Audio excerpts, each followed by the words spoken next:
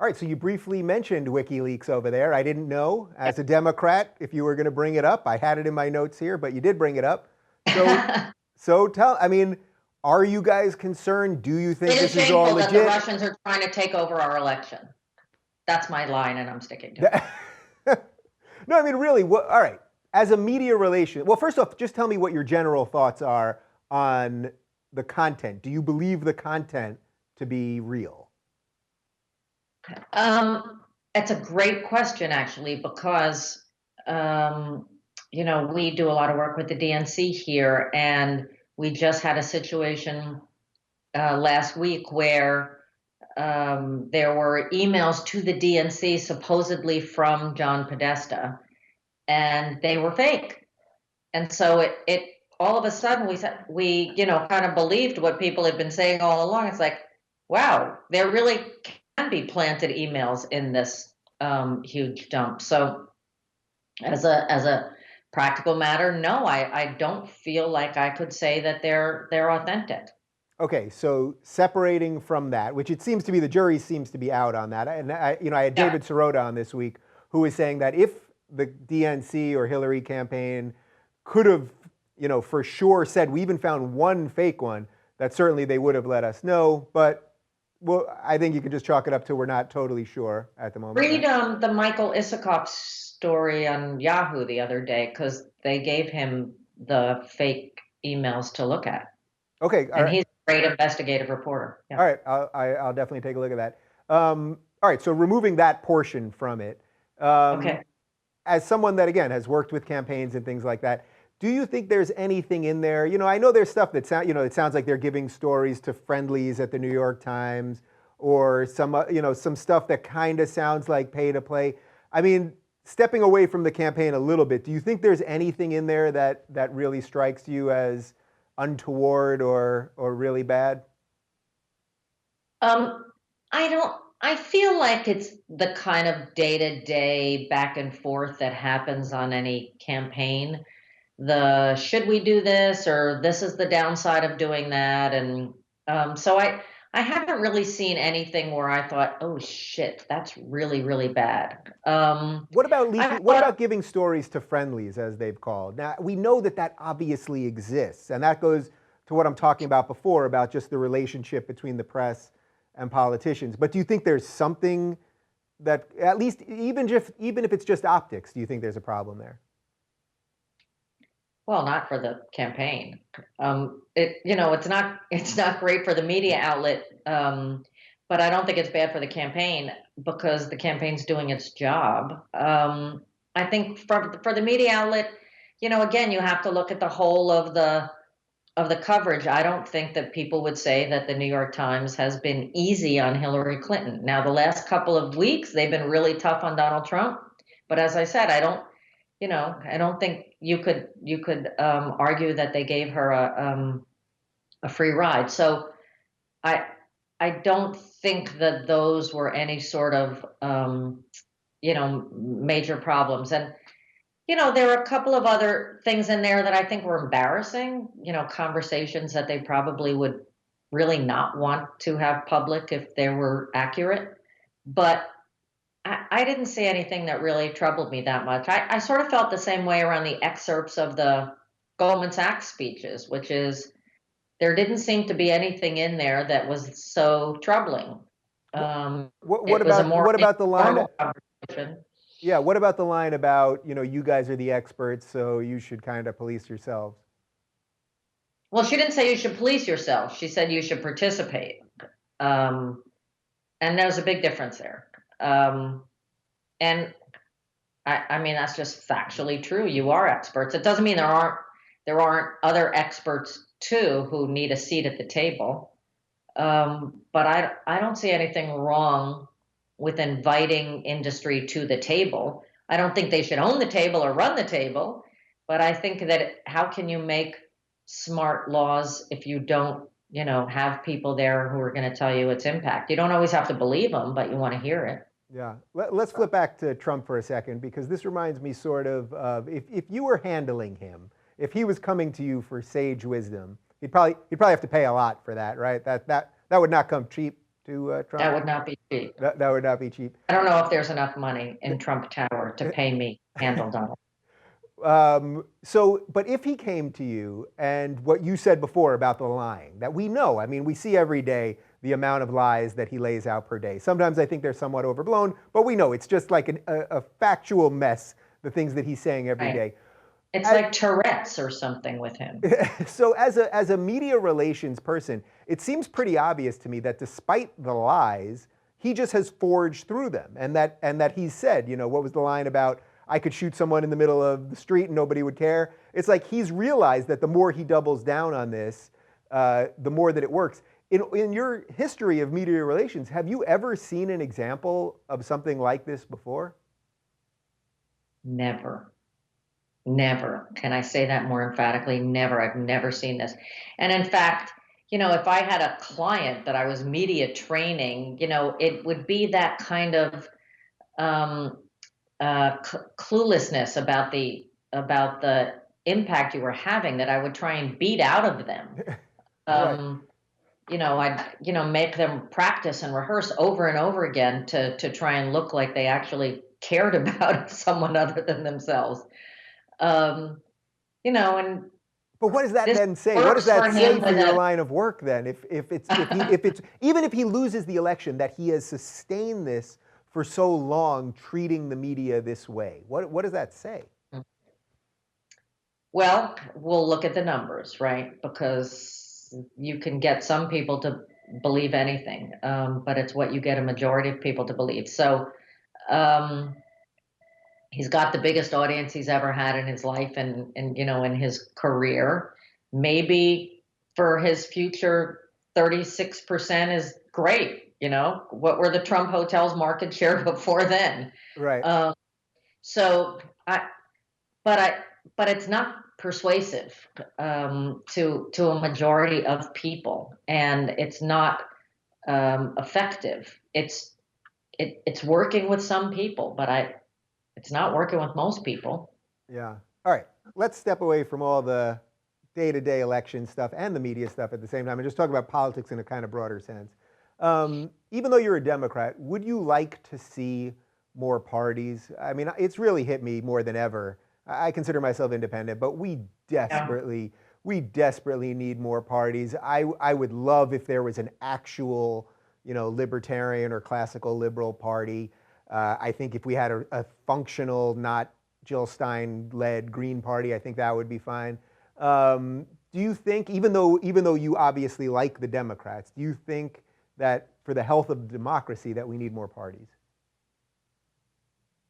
Wow, that's a good question. I guess. And I know your paycheck is slightly related to the answer, so No, it's not really.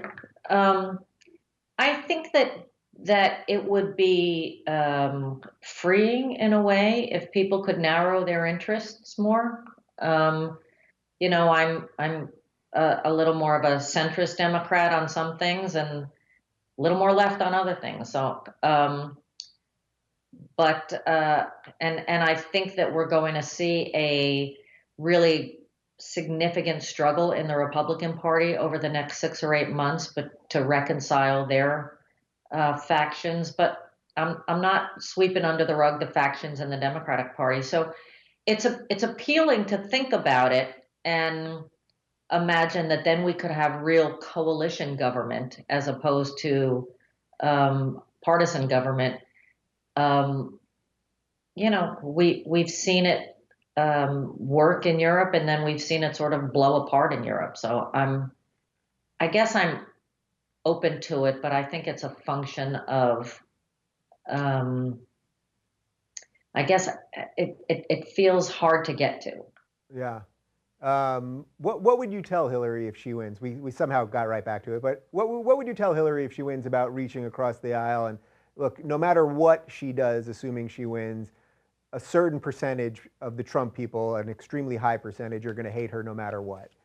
Mm-hmm. What would you tell her as far as if you want to get even 10% of them that might be malleable and flexible in thinking to come on board? How would you instruct her to do that?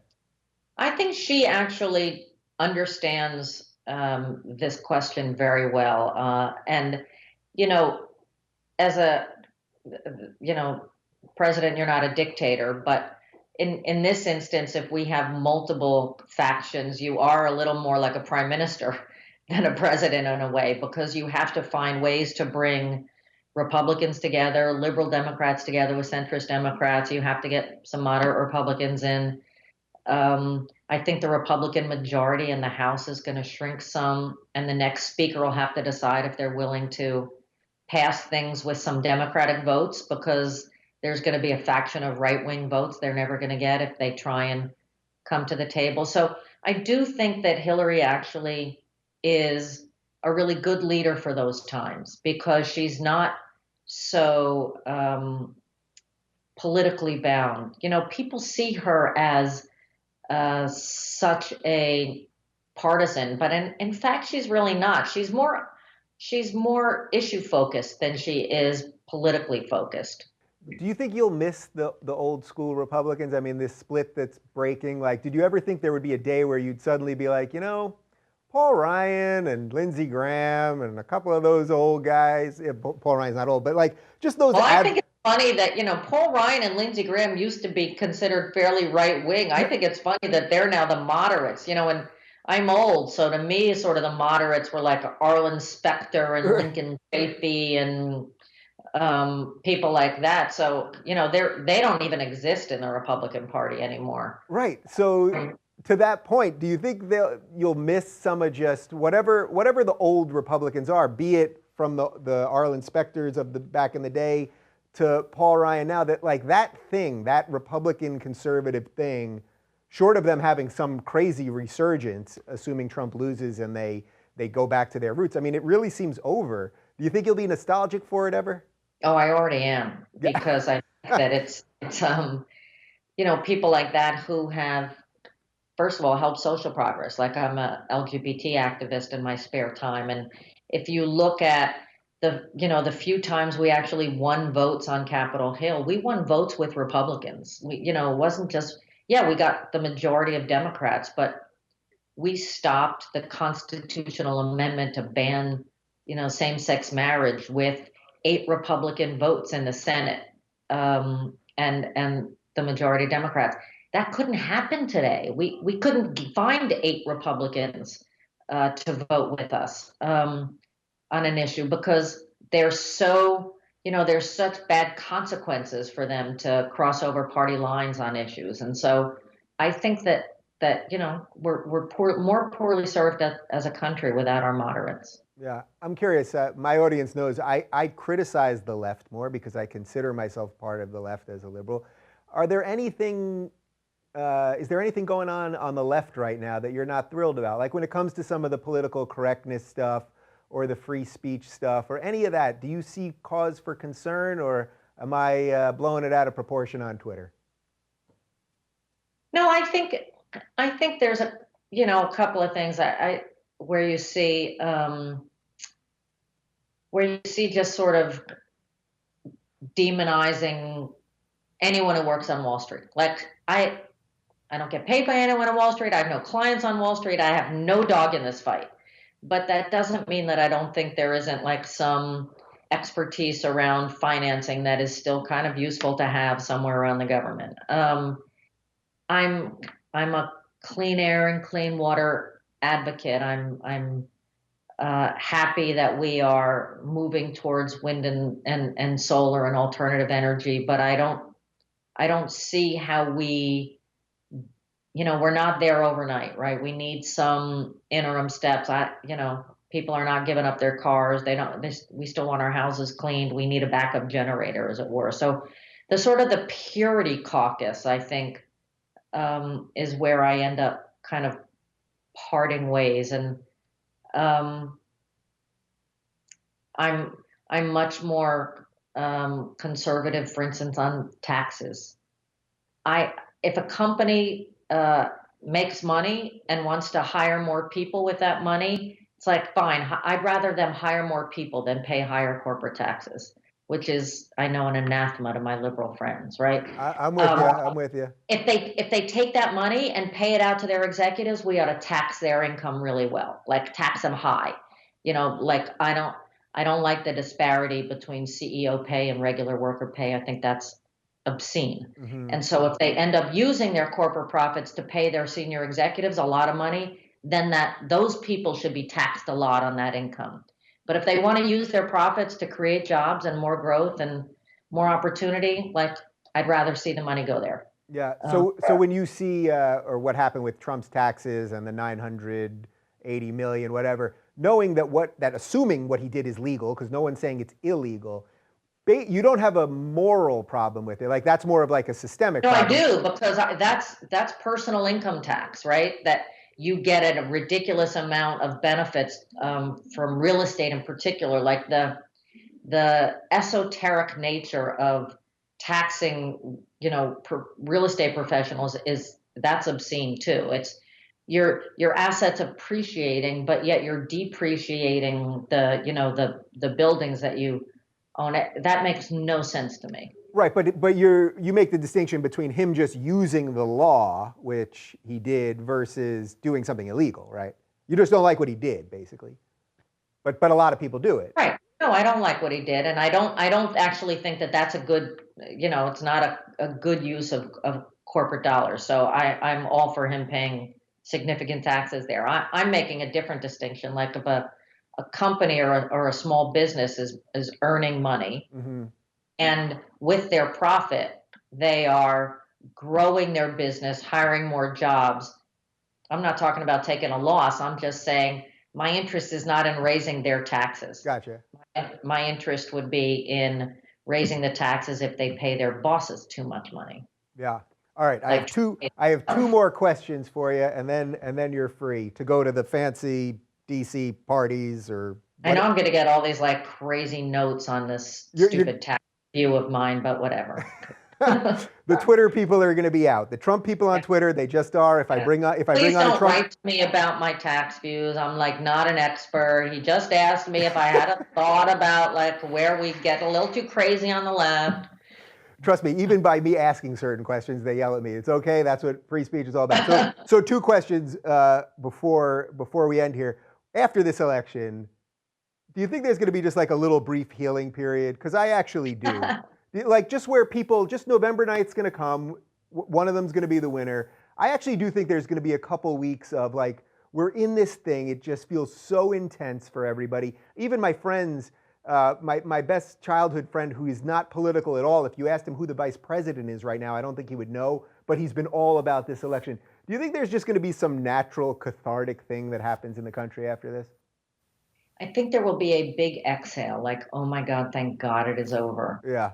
I I do worry about Hillary Clinton. I think it's going to be hard to be Hillary Clinton, to get up and find the words that make the entire country believe that you can move past what has been such a, you know, ugly, unhealthy conversation is hard.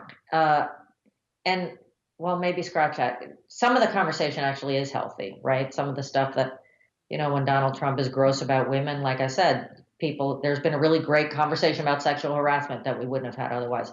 But it's not this election has not brought out the best in America. And I do think that people want the best in America. So I'm hopeful that she's going to give it a good show at the end. Fair enough. All right. Final question. On the record, what are the percentages? What are we looking at here on election day? Wow. I'm asking. That's right.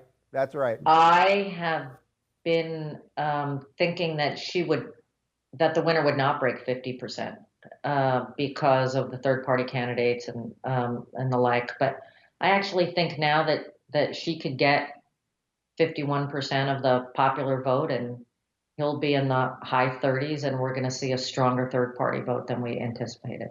That's my prediction. All right. Listen, I tried to do my best to help Gary Johnson. I did a whole video about how we got to get the guy to 15%, and let's do it. Unfortunately, I don't think he did much homework preparing for this whole thing. He didn't live up to your own faith in him. No, he didn't. I feel like he owes me a steak dinner. That's what I've been tweeting. Hillary, it's really been a pleasure. You know, you did my old Sirius XM show. You were like one of the first like real people we got on when we were a struggling little thing, and I really appreciate that, and I appreciate you joining me today. You're great, David. I love your sensibility. Keep at it. All right, thanks so much. And you guys can follow Hillary on the Twitter. It's at Hilary R. That's just with one L. Don't get her confused with the other Hillary. Although people have gotten you two confused. Am I right? No, no one's ever gotten me confused. Oh yeah, there was a story actually. Yeah, there was a story. I dyed my hair blonde to look like Hillary Clinton, so I could be a lookalike after she's president. There could be work in that. All right, Hillary, thanks so much.